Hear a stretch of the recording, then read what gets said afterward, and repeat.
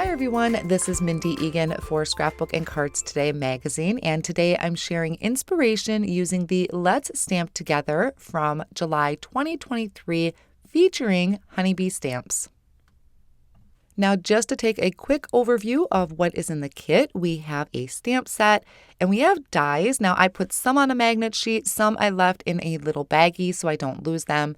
We have your card showing you everything included, and then also a stencil, which I will be playing with today.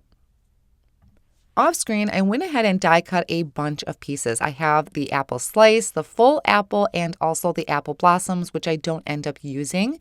And what I'm going to do is start by adding color to all of these pieces. This is how I found to be the most efficient for me, is to have everything die cut at once. Now, I am placing those apples onto a Concord & 9th Turnabout Jig sticky mat. That is going to hold my cardstock in place, and then I can place the stencil over the top, and that mat is going to grip my stencil. There are many sticky mats on the market. This is just the one that I prefer. I'm going to start by ink blending a light color of Distress ink. This one is Festive Berries, and I'm doing that with a blending brush. So I'm going to line up my stencil over each of the apples and add that Festive Berry. So this is the lightest color. I do have two different shades of red that I will be using, and I'm also going to show you a few other combinations. Now, when I do this, I am using, there's like an etched line on the stencil that can help you with lining up your image since I don't have these stamped out. I'm just using the die cut and the stencil. Now, you could use your apple as is, or you can bring in step 2 of the stencil, and for this, I am using Lumberjack Plaid. So this layer of the stencil is going to add in a little bit of dimension. You could also use that same color I did before and just apply a heavier amount of ink. Now I'm going to take just kind of any cloth that you use to clean your stamp sets, whether it's a stamp chamois, and I'm wiping away any of that excess ink on my mat. Then I'm going to move on to the leaves. So this one, once again, there is an etched line that I'm using as a guide, and I'm going to use Evergreen Bow. These are all in the Distress ink lines. You can use whatever color ink that you prefer. I'm going to start on one side of the leaf and blend out towards the other end. That first side I'm starting with is going to be the darkest area since I'm not going to be adding any more color to this, and have it fade out to white just a little bit to give it that slight dimensional look. I'm also using a smaller blending brush, which is going to help me control that area that I'm blending on a little bit better. Then I'm going to bring in the area of the stencil for the stem.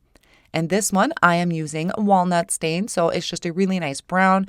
A lot of times with a small blending brush and this small of an area, you don't really need to pick up any more ink, or if you have a glass surface, you can pick up excess ink from there as well.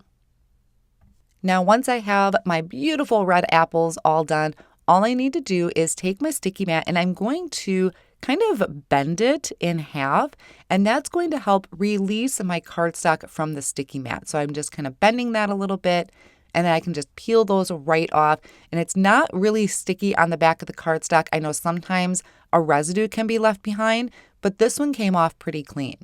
Now, I do have a few other combinations that I want to share with you. This one, I wanted to have a yellow apple, so I did the yellow in Scattered Straw for that base layer. And then for a green apple, I did Twisted Citron. And then I'm going to bring in that darker layer.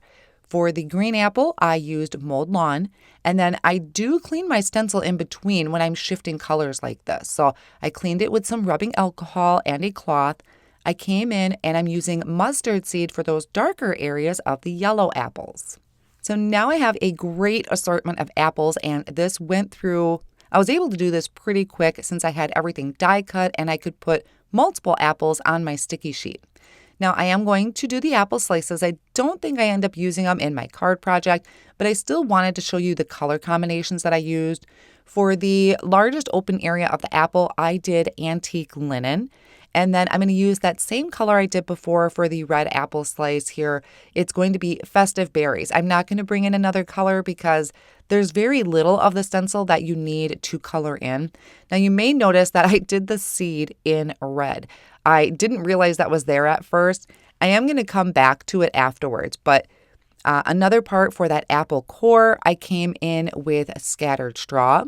And then I went back and lined up that seed so that I could come in with some of that walnut stain distress ink to add that seed to make it a dark brown. So very easy to line up. I used the etch lines of the stencil to complete all of my apple slices. Now I can start putting together my first card idea.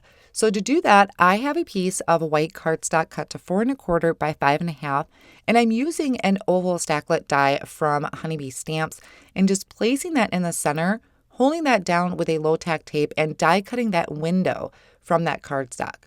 I'm going to layer the back of that panel with some foam tape that's going to pop it up and give it a little bit of dimension.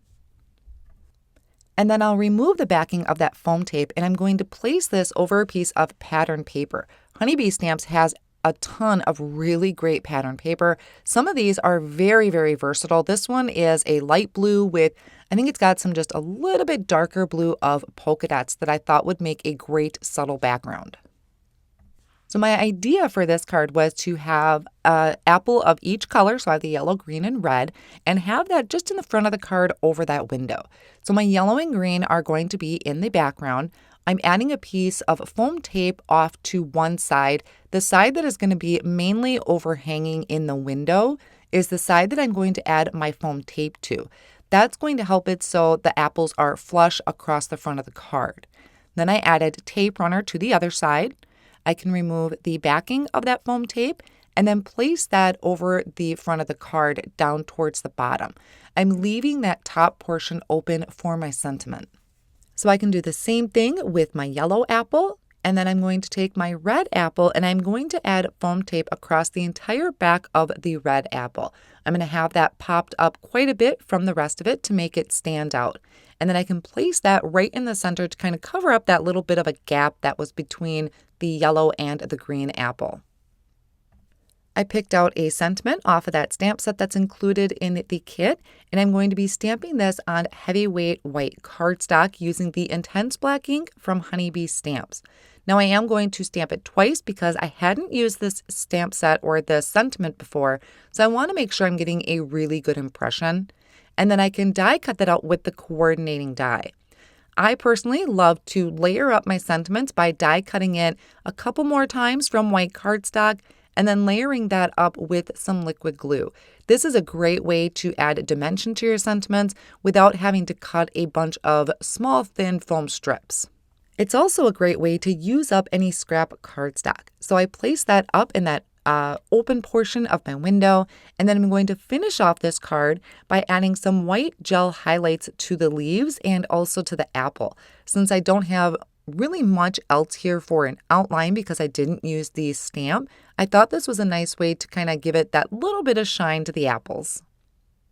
Now for my second card, I really wanted to have kind of this fall vibe with plaids, and so I have another piece of cardstock or of pattern paper that I picked out from a paper pack that Honeybee Stamps carries, and I'm going to die cut a rectangle from this. Now you can also see on the right hand side, I have a die set there with the apples. That was kind of my guide of what I wanted to do. So I really wanted to make sure that my rectangle would fit on the outside of this Art Deco frame that I just die cut from another piece of pattern paper. So that way you can still see that plaid background outside of that label. Once I had all the pieces die cut from the pattern paper and cardstock, I'm once again stamping a sentiment off of that stamp set. I'm going to stamp it twice just to make sure it is a really good impression, and then use the coordinating die to die cut it out. This one was kind of a surprise to me because I didn't expect it to be two separate sentiments. And I think I actually really like that because it allows you to kind of move things around a little bit more. So here's that plaid paper that I die cut with the rectangle die, and I'm trimmed down a piece of white cardstock to be just a little bit smaller. That's going to help add stability behind my pattern paper. So I just used a tape runner to do that. And then I can add this to the front of a white piece of cardstock measuring 4 1/4 by 5 1/2.